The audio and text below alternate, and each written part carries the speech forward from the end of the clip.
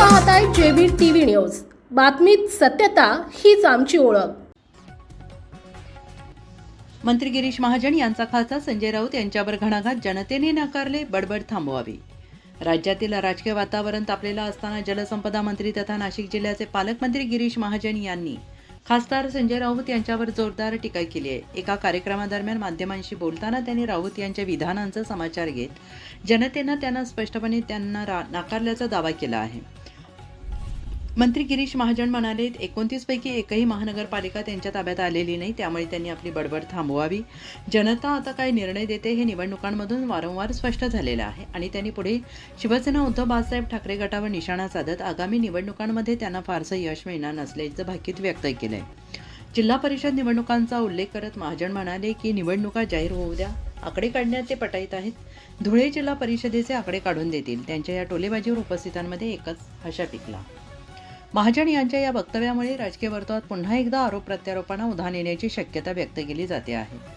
आगामी निवडणुकांच्या पार्श्वभूमीवर दोन्ही बाजूतील नेत्यांकडून शब्दयुद्ध आणखी तीव्र होण्याचे संकेत मिळत आहेत। प्रतिनिधी परीक्षित परदेशी, धुळे।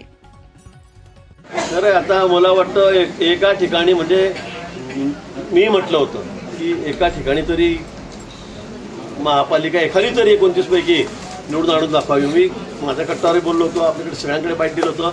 मी चॅलेंज केलं होतं की उभाटाने एक जागा फक्त महापौरपदाची एवढी बडबड करण्यापेक्षा राऊतांनी एक जागा निवडून आणून दाखवावी।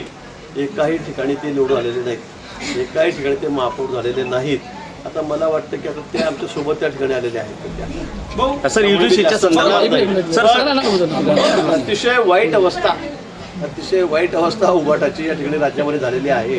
हे सगळे बोलबच्चन, सगळं नुसती बडबड, हे सगळे भाषणामध्ये वाटेल तसं बोलणं, आमच्या नेत्यांवर वाटेल टोकाची टीका करणं, पण लोकांनी त्यांना त्यांची जागा दाखवलेली आहे। सगळ्या ठिकाणी महाराष्ट्रामध्ये सगळ्या एकाही ठिकाणी महापौर या ठिकाणी त्यांचा होऊ शकलेला नाही।